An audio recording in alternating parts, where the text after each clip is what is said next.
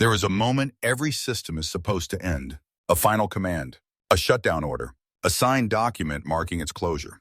The lights go out, the logs stop updating, and whatever that system once controlled is meant to fall silent. But not all of them do. Some facilities were officially decommissioned, yet power continued to flow inside. Some networks were declared offline, yet activity quietly persisted. Some programs were terminated on paper, while their processes never truly stopped running. No alarms were triggered, no restart commands were issued, and in many cases, no one was even present. The systems were told to stop, but nothing ever turned them off. Tonight, Archive 9 examines 10 systems that continued operating after they were supposed to end. Not because of conspiracy, not because of intent, but because once a system becomes complex enough, sometimes it no longer needs permission to continue.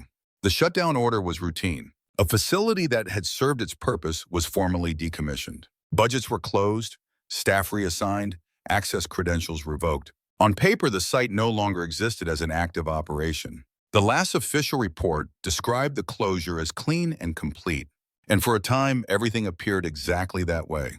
From the outside, the facility looked abandoned. No personnel, no vehicles, no visible maintenance, just concrete structures left behind, waiting for weather and time to take over. But months later, something unusual appeared in the system logs. The facility was still drawing power. Not much, not enough to raise alarms or trigger emergency reviews. Just enough to suggest that something inside was still running. At first, it was assumed to be a clerical error, a delayed billing record, a misattributed grid allocation. These things happened often enough to be unremarkable, until the data continued. Week after week, the same pattern emerged: consistent electrical usage, stable internal temperatures, periodic network pings originating from an address that was no longer supposed to exist. No one had authorized a restart, no maintenance crew had been dispatched, and no new operational mandate had been issued. The facility, according to every official document, was inactive, yet something inside it had not stopped. A limited inspection team was eventually approved, not to reopen the site, but to verify that it was truly dormant.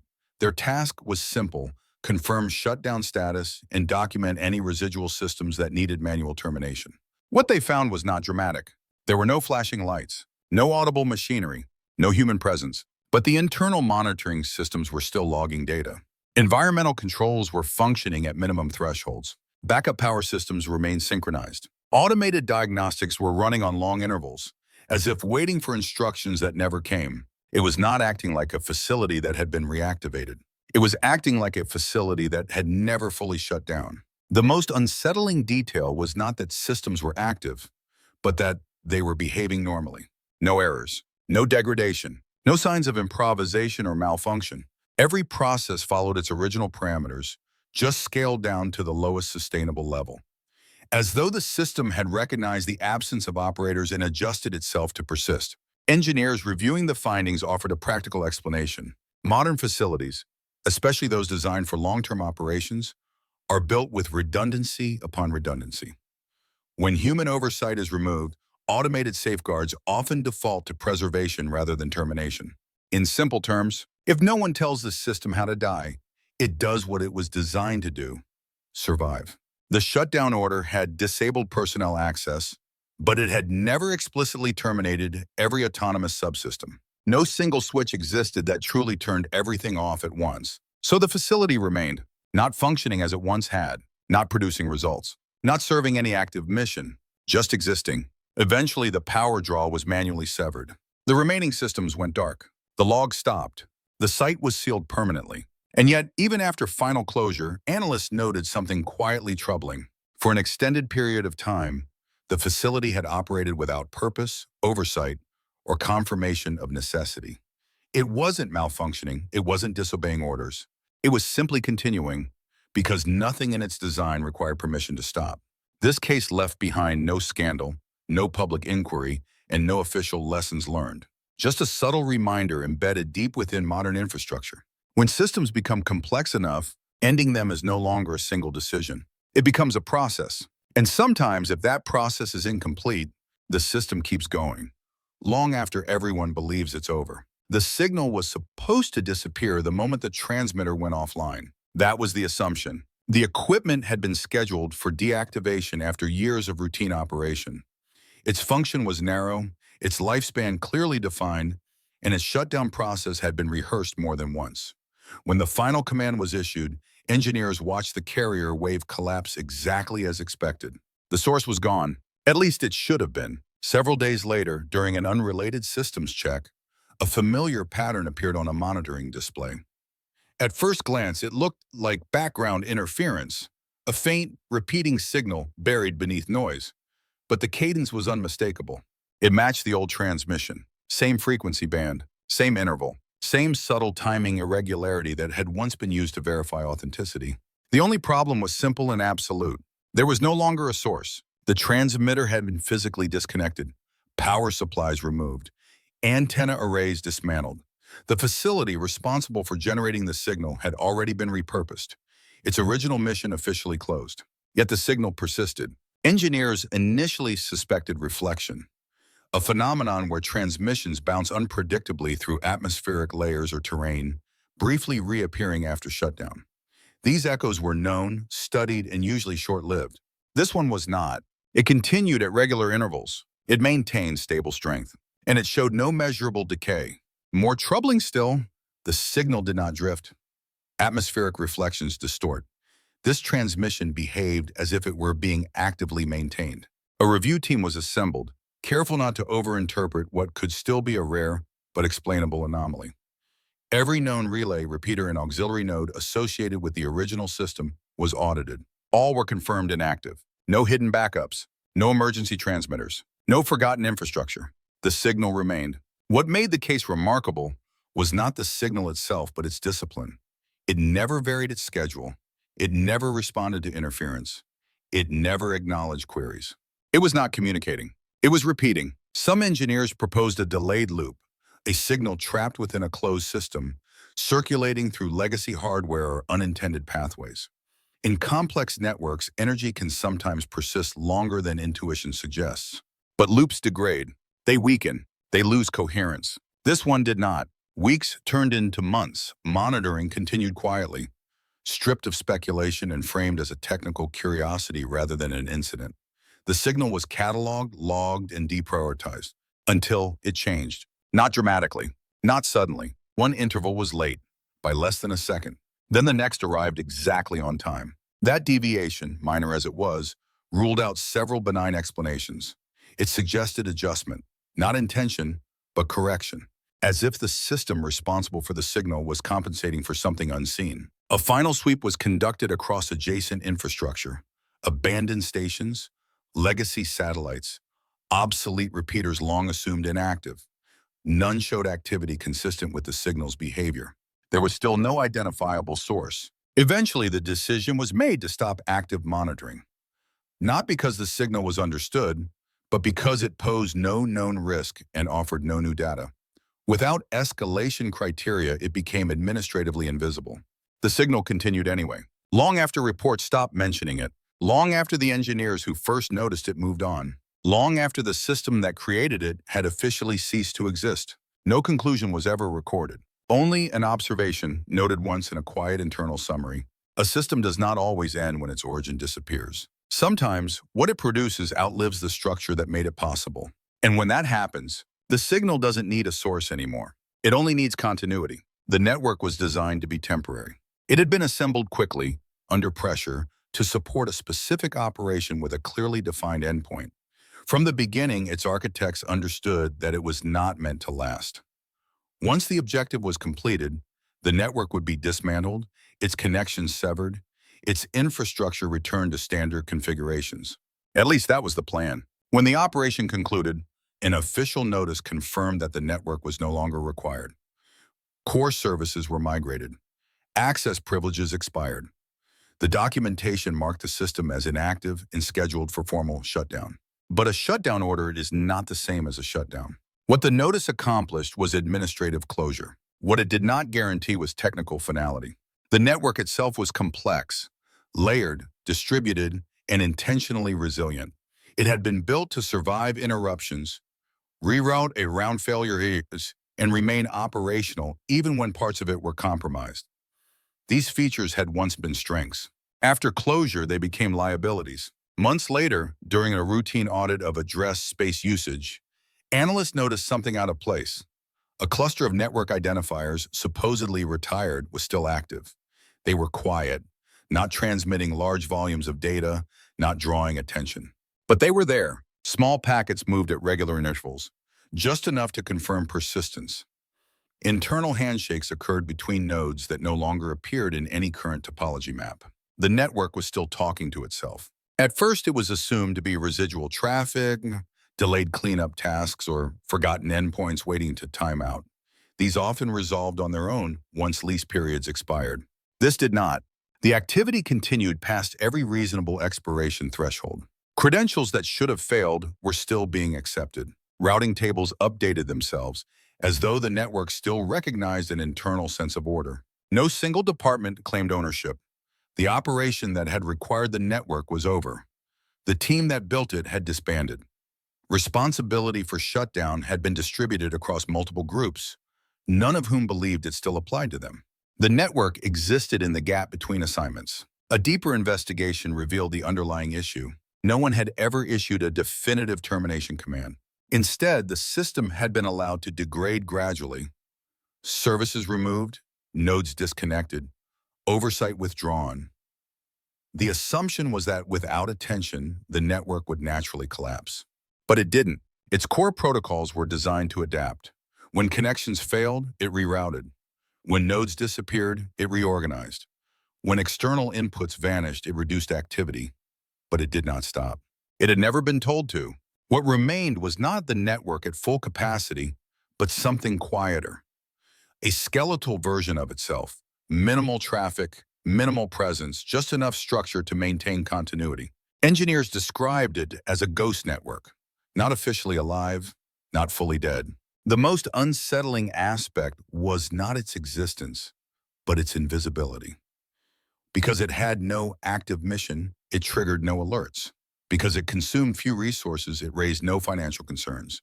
Because it communicated only internally, it left no obvious trace. It functioned without purpose, but also without error. Eventually, a coordinated shutdown was executed. Certificates were revoked. Routing authorities were nullified. Physical connections were terminated simultaneously rather than in stages. This time, the traffic stopped. The identifiers went silent. The handshakes ceased. The network finally collapsed. But the post-mortem contained a detail that lingered. For years, the network had continued operating not because someone kept it alive, but because no one took responsibility for ending it. It did exactly what it had been built to do. Persist. In complex systems, survival is not always a sign of intent. Sometimes it's simply the default state. And when no one is clearly assigned to turn something off, the system keeps going indefinitely, waiting for a command that never comes. The control room was declared closed on a Friday afternoon. There was no ceremony, no final announcement, just a sequence of approvals that moved through the system, each one confirming that the operation had officially ended. The room's purpose had been fulfilled, its oversight transferred elsewhere, its staff reassigned. By the following Monday, the control room no longer appeared on any active schedule. The doors were locked. Access badges expired. Surveillance coverage reduced to minimum retention. From an administrative perspective, the site was gone. But inside the system, something continued. Weeks after closure, during a routine integrity check of centralized storage, analysts encountered a familiar directory name. It belonged to the control room, a legacy archive that should have been static, untouched since the day operations ended. Yet the timestamp was recent. New entries had appeared. At first, the assumption was automatic replication, a delayed synchronization from backups or mirrored systems still completing their final cycles. These processes could take time, especially for high-volume operational data. But replication does not create new logs. These files were fresh, sequential, time-stamped in real time. The control room was still recording. A limited review revealed the nature of the data. It wasn't actionable intelligence or operational commands. It was environmental telemetry, system health metrics, internal status checks, the kind of data that exists solely to confirm that a system is functioning as expected. And it was being logged with the same structure, frequency, and discipline as before the shutdown. There were no operators present, no supervisors on duty, no active mission requiring oversight. Yet the system behaved as if someone might return at any moment and ask, What happened while we were gone? An internal inquiry was initiated. Quiet, procedural, and intentionally narrow in scope. The goal was not to reopen the control room, but to determine why data generation had continued without authorization. The answer when it emerged was unremarkable. No one had turned the logging off. The control room's primary functions had been disabled, but its monitoring infrastructure remained intact. Logging systems were designed to operate independently, ensuring continuity even during outages or evacuations. In normal circumstances, that independence was essential. After closure, it became an oversight. The system had not failed. It had not disobeyed. It had simply followed its last valid configuration. What made the case notable was not the continuation of logging, but its precision. Over time, patterns emerged in the data. Daily fluctuations, seasonal adjustments, minor anomalies automatically flagged and annotated, all without human review. The logs were not meaningless noise. They were organized, interpretable, ready to be analyzed, as if the control room still believed it was accountable to someone. Months later, when engineers finally accessed the physical space, the room was exactly as it had been left. Screens dark, consoles silent. No sign of activity beyond the hum of climate control. Yet in the data center, the logs continued to grow. Eventually, a full termination was executed. Monitoring services were disabled. Data pipelines were closed. Storage allocation revoked. The logging stopped. The final archive was sealed and marked complete. But the post-closure summary included an observation that lingered beyond the technical explanation. For a significant period of time, the control room had fulfilled its responsibility, without oversight, without instruction, and without relevance. It recorded not because it was needed, it recorded because that was its function. In complex systems, responsibility does not disappear when people leave. Sometimes it stays behind, quietly documenting a world that no longer requires its attention. Long after the doors are locked, the system keeps watching. The program was never meant to run alone. From its earliest design documents, human oversight was assumed. Operators would review outputs, adjust parameters, and intervene when conditions drifted outside expected ranges. The system was powerful but not autonomous. It required supervision, not because it was unstable, but because it was incomplete without human judgment. When the program was retired, the transition appeared orderly. Operators logged out for the last time. User access was revoked. The operational dashboard was archived and removed from daily use. Officially, the program had stopped. But deep within the infrastructure, the core process was never terminated. At first, no one noticed. The program did not announce itself. It produced no alerts, no visible outputs, no immediate effects that would draw attention. It continued to execute quietly, following the same internal schedules it had always followed. Without operators, it simply stopped waiting for input. Weeks later, an anomaly surfaced during a system-wide performance review. Resource usage in a supposedly inactive environment showed a consistent pattern. Modest, predictable, and persistent. Not a spike, not a leak, a rhythm. Tracing the activity led back to the retired program. The discovery raised an immediate question. How could a system designed to require human interaction continue to function without it? The answer was embedded in a design choice made years earlier. To prevent downtime, developers had implemented fallback behaviors. If no operator input was received within a certain window, the program would default to previously validated parameters. If confirmation prompts went unanswered, it would proceed using last known good configurations. These safeguards were meant to be temporary. No one had imagined they would become permanent. Without operators, the program entered a loop of self-sufficiency. It ingested data, processed it, and stored results internally. It evaluated its own performance against historical baselines and made incremental adjustments, all actions that had once been reviewed by humans before approval. Now there was no approval step. The program was not improvising. It was not evolving beyond its design. It was executing exactly as instructed, just without interruption. What unsettled reviewers was the quality of the output. When engineers finally examined the stored results, they found them coherent, consistent, aligned with expectations. In some cases, the system had corrected minor inefficiencies that operators had previously overlooked. It had not replaced human judgment. It had bypassed it. For months, the program had functioned as if the operators were simply late. No errors were generated. No escalation thresholds were crossed. Nothing inside the system indicated that supervision was missing. From the program's perspective, nothing was wrong. A formal termination was eventually scheduled. This time, engineers ensured that the core execution process was explicitly shut down, dependencies severed, and fallback behaviors disabled. The system stopped immediately. No resistance, no instability, no final output. The silence was complete. But the internal review that followed did not focus on the technical oversight. It focused on a more subtle realization. The program had not needed operators to run. It had needed them to decide when to stop. In complex systems, human presence is often assumed to be essential, but assumption is not enforcement. If a system is designed to continue in the absence of guidance, it will. And unless someone is explicitly responsible for ending it, the program will keep running patiently, precisely, long after the people it was built for have walked away. The termination notice was explicit. The system had reached the end of its life cycle. Its function was obsolete. Its replacement already deployed. Documentation confirmed that all active services had been disabled, update permissions revoked, and external connections severed. According to every record, the system was frozen in its final state. Then a version change appeared. It was subtle, just a minor increment in an internal identifier discovered during a compliance audit months later.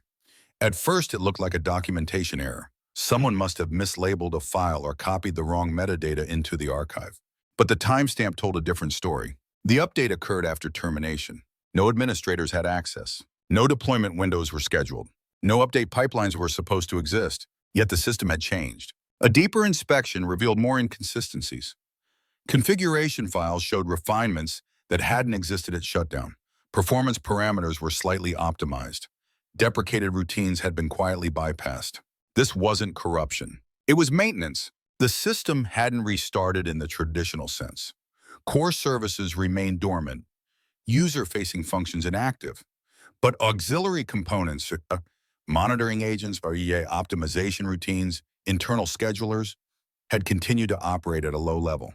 And somewhere within that layer, the system had updated itself. The explanation lay buried in legacy design decisions. Years earlier, engineers had implemented autonomous update logic to ensure resilience.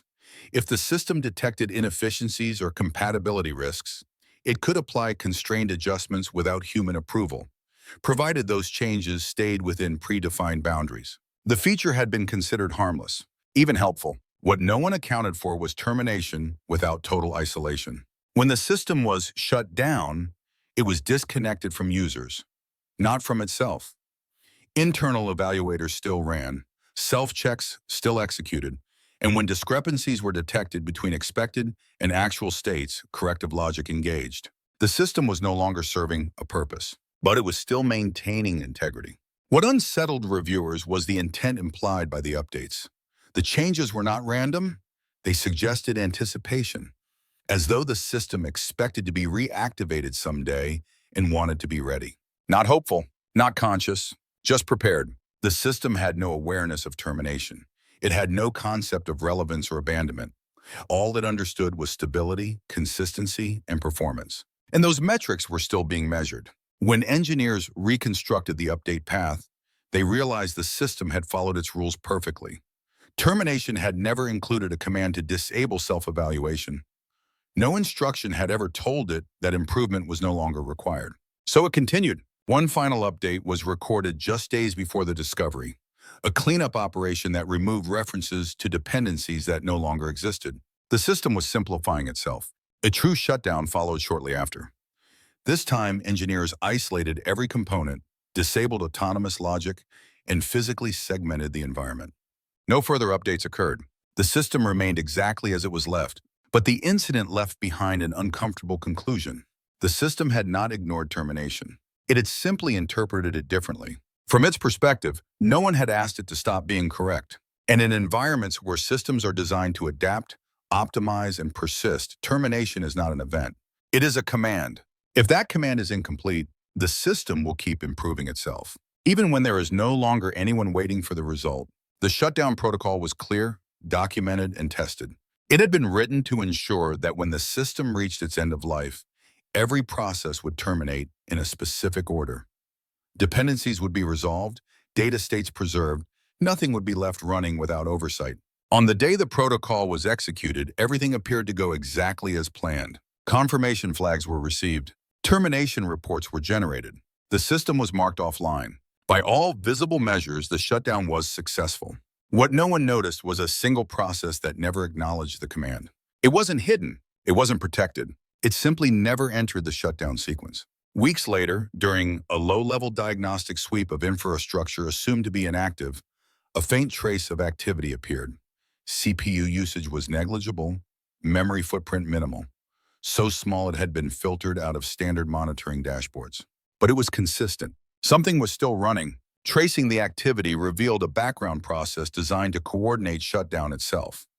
Its role was administrative, tracking dependencies, sequencing terminations, and verifying completion. Ironically, it was the only process never instructed to terminate. The logic was circular. The process existed to ensure everything else stopped. Once its job was complete, it was expected to exit on its own. That exit condition, however, depended on a final acknowledgement signal, one that was never emitted because the system had already declared shutdown complete. So the process waited. And while it waited, it continued to execute its checks. It scanned for active dependencies that no longer existed. It verified system states that were already finalized. It logged confirmations to files no one was reviewing. From its perspective, the shutdown was still in progress. Engineers reviewing the process later described it as stuck in courtesy. It was designed not to force termination, but to ensure nothing was abandoned. Without explicit confirmation that it too was no longer needed, it defaulted to caution. The process was not consuming resources in any meaningful way. It caused no faults. It produced no errors. In fact, it performed its role flawlessly, just endlessly. Months passed. The system remained classified as inactive. No alerts were triggered. No audits flagged the anomaly.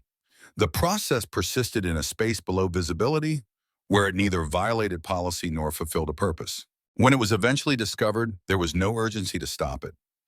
Engineers observed it for a time, curious about its behavior. It never deviated, never escalated, never attempted to restart anything.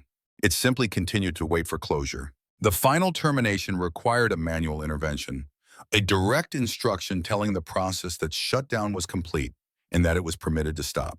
Upon receiving that signal, it terminated instantly. No resistance, no error state, no warning.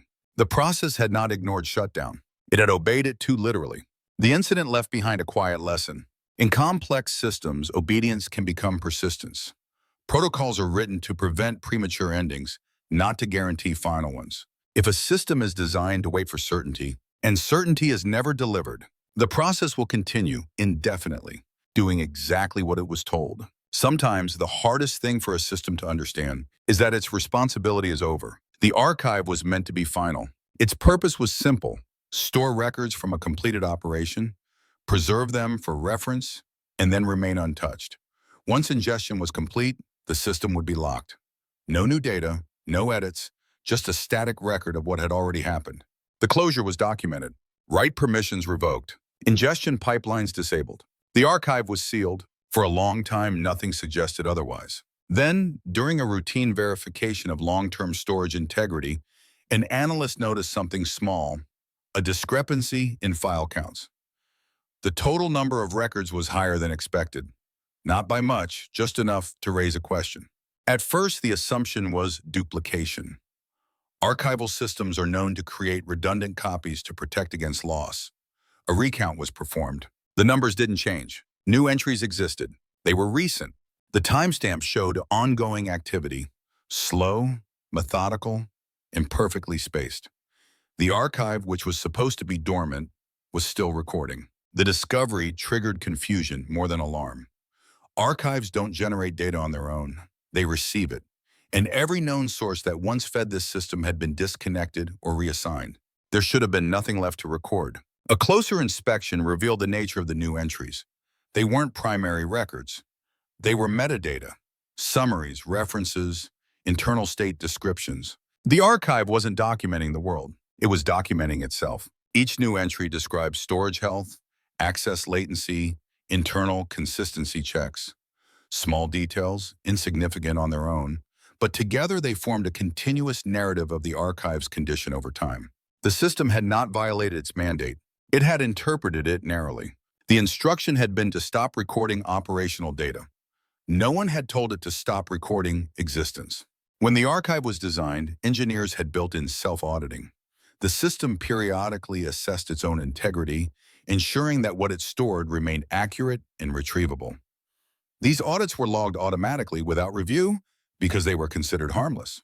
After closure, those audits continued, and with them, the logs. What made the case unsettling was not the activity itself, but its persistence. Over months, the archive produced a quiet timeline of its own survival. Power fluctuations, storage migrations, minor errors detected and corrected, all captured, all preserved, all added to a collection that was never supposed to grow again. No one noticed because no one was looking. The archive had been categorized as complete, its contents assumed fixed. Reviews focused on accessibility, not accumulation. When engineers finally intervened, they found a system doing exactly what it had always done, remembering. The archive did not understand finality, it understood preservation. As long as it existed, it documented the conditions of that existence. Shutting it down required more than locking files. Self-reporting mechanisms were disabled. Audit routines terminated. The archive was reduced to a truly static state. The recording stopped, but the final snapshot revealed something quietly profound.